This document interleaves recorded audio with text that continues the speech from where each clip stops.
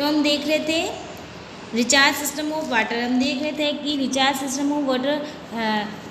ये कहाँ यूज़ आता है, जहाँ पर रेनफॉल जो होता है वो सीजनल होता है। और इस मेथड में क्या होता है, एक कुएँ को रेत और पत्थर से भर दिया जाता है और फिर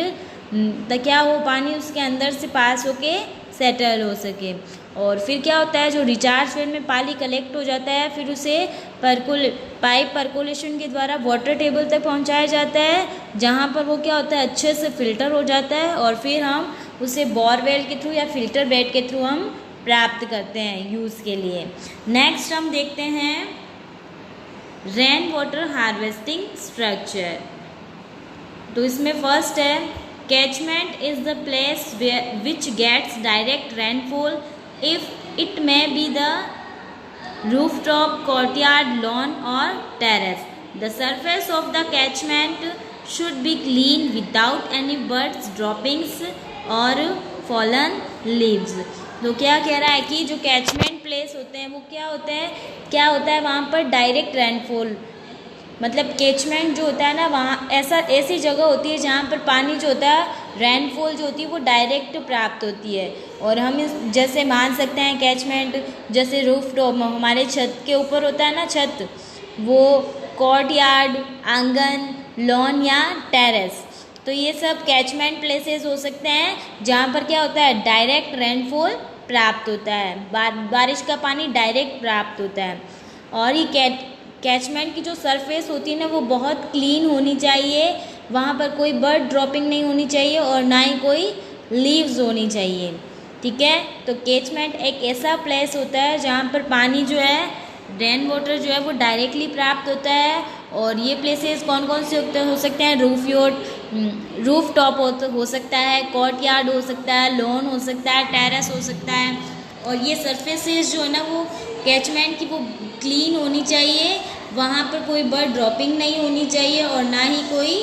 लीव्स पत्तियाँ सूखी हुई वहाँ पर गिरी हुई नहीं होनी चाहिए, बिल्कुल साफ़ होना चाहिए। फिर है सेकेंड एकर्स में be used in catchment on roof top and terrace to prevent the passage of dirt, garbage and large debris. तो क्या होता है कि हम साफ़ रखते हैं लेकिन फिर भी हो सकता है कि कभी कुछ ऐसा हो कि कुछ वहाँ पर डर्ट हो या कुछ कचरा आ जाए या कुछ बड़ी डेब्राइज हो, तो इसके लिए क्या होता है कि हमें यूज़ कर सकते हैं हम एक जाली होती है ना, तो टेरेस के ऊपर जो भी पाइप हो उसके ऊपर हम जाली का यूज़ कर सकते हैं ताकि क्या हो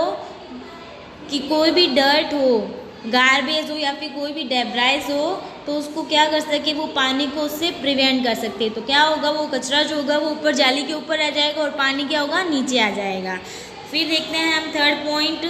the first 15 minutes of rain water after a dry season should be avoided as it contains dirt and acids. तो क्या होना चाहिए, जब बारिश स्टार्ट होता है ना कि बारिश का मौसम नहीं होता है और बारिश आ गई है,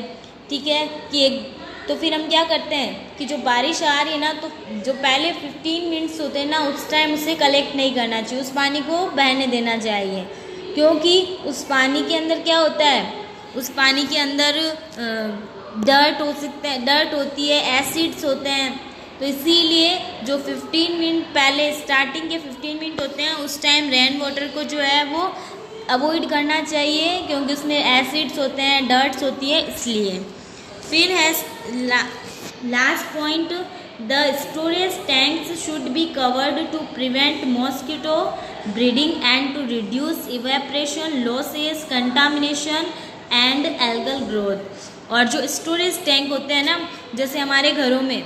टैंक बना रखे हैं तो उनको क्या करना चाहिए, अच्छे से कवर करके रखना चाहिए ताकि क्या हो, मॉस्किटो ब्रीडिंग नहीं हो, मतलब बहुत सारे मच्छर उस जगह पर नहीं हो जाएं, और क्या हो, इवोपरेशन लॉसेस नहीं हो, मतलब होता है ना कि खुला रहता है तो धूप अगर वहाँ आ रही है तो क्या होगा, पानी इवोपरेट होगा। तो अगर आप ढक कर रखोगे तो क्या होगा, इवोपरेशन लॉसेस जो होंगे वो कम हो जाएंगे। और कंटामिनेशन, कोई कचरा नहीं पड़ेगा, वो पानी ख़राब नहीं होगा, गंदा नहीं होगा अगर ढका हुआ रहेगा तो। और जब वो गंदा नहीं होगा तो इनमें एल्गल ग्रोथ भी नहीं होगी, ठीक है। तो जो स्टोरेज टैंक होते हैं उनको कवर करके रखना चाहिए। कवर करने से क्या होगा, मॉस्किटो ब्रीडिंग नहीं होगी, इवॉपरेशन नहीं होगा, कंटामिनेशन नहीं होगा और उस पानी के अंदर एल्गल ग्रोथ भी नहीं होगी। तो यह था आपका part 3 storage system of water. इसमें हमने देखा कि पानी का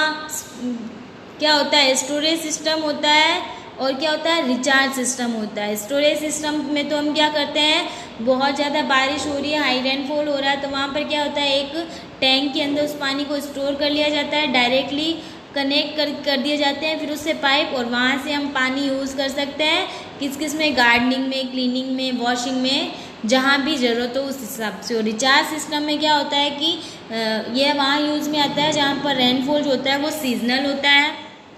और इस मेथड में क्या होता है, एक कुएं को रेत और पत्थरों से क्या कर दिया जाता है, फिल कर दिया जाता है। फिर पानी जो होता है ना वो क्या होगा, वहाँ से नीचे जाता है, सेटल हो जाता है, फिर पाइप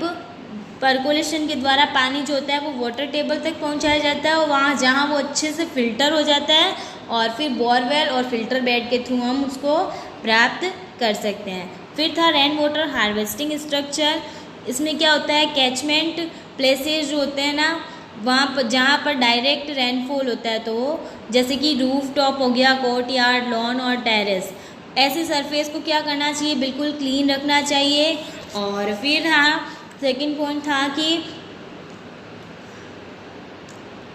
जो कैचमेंट प्लेसेस होते हैं, रूफ टॉप या टेरेस, वहाँ पर हमें एक मैश का उपयोग, क्रश मैश का मतलब एक जाली का उपयोग करना चाहिए ताकि वो उस पानी को प्रिवेंट कर सके, किससे, डर्ट से, गार्बेज से और डेब्राइज से। फिर थर्ड पॉइंट था कि फर्स्ट के जो 15 मिनट्स होते हैं उस टाइम रेन वाटर जो होता है उसको अवॉइड करना चाहिए, क्योंकि ड्राई सीजन में अगर बारिश हो रही है तो उस पानी के अंदर रेत भी हो सकती है, डर्ट हो सकता है, एसिड हो सकते हैं, इसीलिए फर्स्ट के 15 मिनट को अवॉइड करना चाहिए अगर ड्राई सीजन में बारिश आ रही है तो। और फोर्थ और लास्ट पॉइंट था